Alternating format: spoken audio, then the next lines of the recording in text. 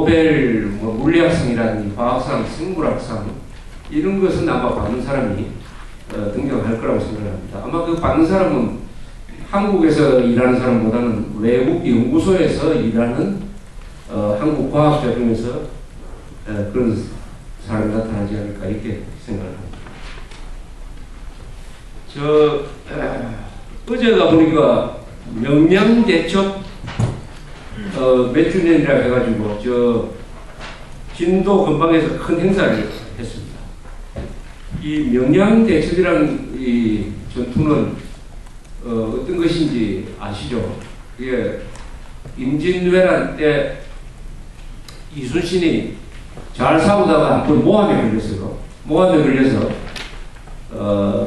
서울로 불려와가지고 단단히 문초를 당하고 고문까지 당하고 해가지고 완전히 계급이 무등병으로 감독이 됐습니다.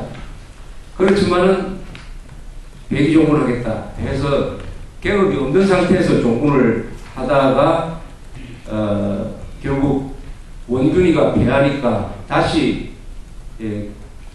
조정해서 이순신을 삼군 수군 통제사 해군 사령관으로 복직시켜가지고 이 외적을 맡게 하는데 원균이가 이미 배를 다 망가뜨려 놓으니까 배가 나중에 12척밖에 없었어요.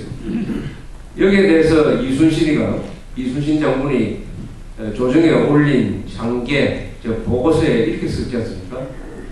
순신불사 상유 12. 이순신은 죽지 않았고 12척이라는 배가 아직도 있습니다. 아직도 상유 12 이렇게 보고서를 올렸습니다. 이순신의 생애에 대해서 여러 가지 감동하는 바가 많지만 가장 감동적인 글 하나를 꼽으라면 순신불사 상유 12죠. 상유 12. 이순신은 나는 죽지 않았고 배는 12척이나 있다는 뜻입니다. 12척이나 있다. 12척밖에 없다는 이야기가 아닙니다. 상유 12 할 때 그 상자가 바로 그런 뜻 아닙니까? 경상도 상자가 아직도 12척이나 있다. 12척밖에 없다고 하면 비관적이지만 12척이나 있으니까 싸워서 이길 수가 있다. 그래서 명량대첩에서 그 130척의 왜군과 싸워서 12척이 이겼어요. 13척이 됐습니다. 그때만 하나가 더 늘어가지고. 그래서 1대 10의 전투에서 이겼어요. 이게 이순신의 사실상 마지막 전투였는데 이순신의 난중일기를 보시면은 제일 재밌는 부분이 그 명량대첩 때 이순신이 자신에 대해서 쓴 이야기가 있습니다. 그것을 읽어보면 꼭 기자가 러프 기사를 쓴 것처럼 아주 생생합니다. 난중일기는 꼭 제가 읽어보시기를 바라는 것은 이순신에 대한 전기는 사실 별로 재미가 있는 전기가 없어요. 왜냐하면 이순신에 대해서 너무나 좋게만 쓰기 때문에. 아니 이순신인들 단점이 없겠습니까? 약점이 없겠습니까? 그걸 다 덮어놓고 이순신만 잘했다고 쓰고 더구나 원균이는 죽이려고 만들고 원균도 괜찮은 사람이에요. 이렇게 하니까 이 하나님이 되어버렸어요. 이순신이 하나님이 되어버렸어요. 그러면 정기가 아니에요. 그 정기는 그런 게 아니죠. 약점과 단점을 다 같이 쓰는 거지. 그래서 이순신에 대해서 별 흥미를 느끼지 못하는 경우가 많아요. 아니, 하나님 같은 사람한테 인간이 누가 흥미를 느낍니까? 약점이 좀 있어야 흥미를 느끼지.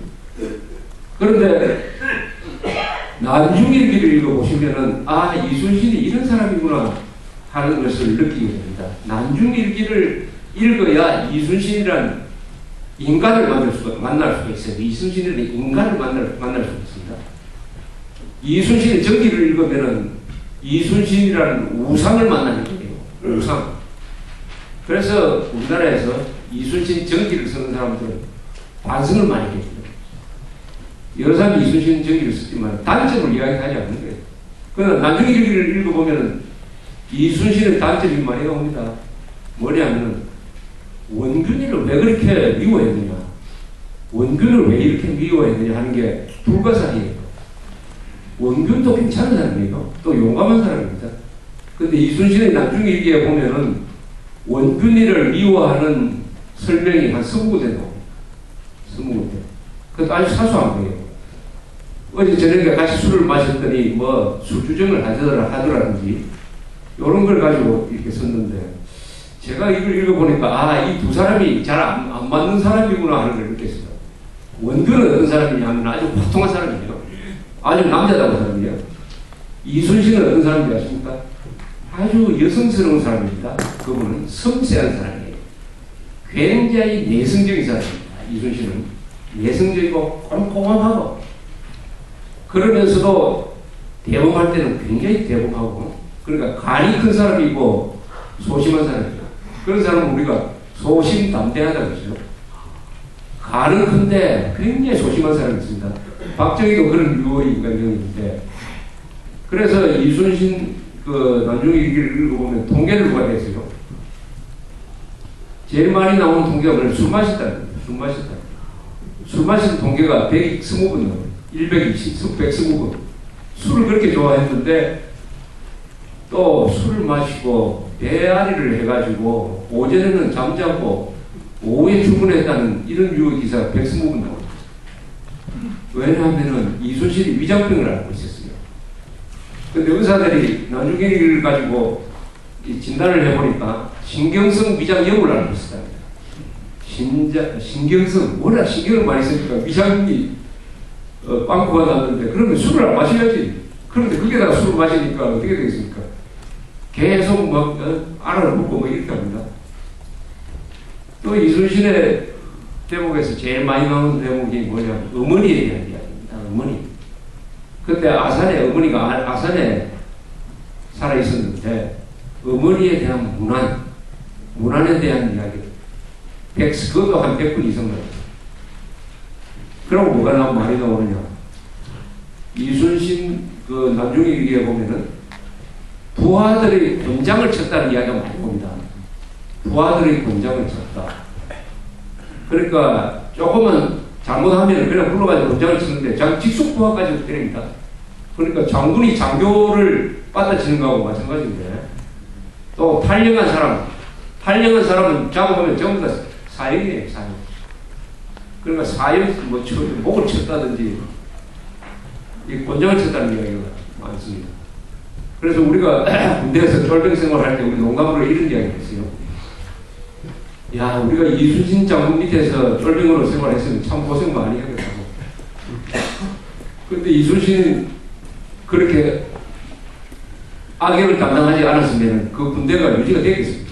다 도망가고 있죠. 그래서 이순신이 아마 피눈물을 흘리면서 부하들의 목을 쳤을 것이라고 생각합니다. 그런데 이 명량대첩에 대한 이순신의 난중일기를 읽어보면은 13척밖에 안 되는데 그 중에 몇 척 다 도망쳐버려요.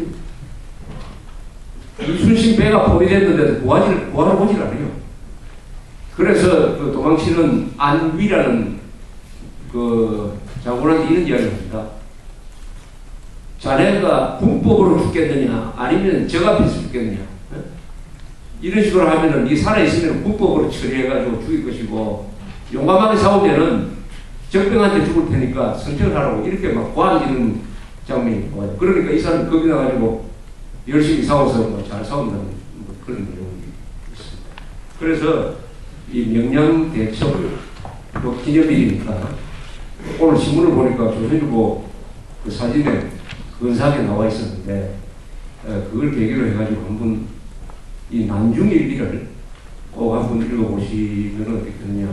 동시에 임진왜란에 대해서 제일 잘 쓴 책이 징비록이라는 책이 있습니다. 징비록.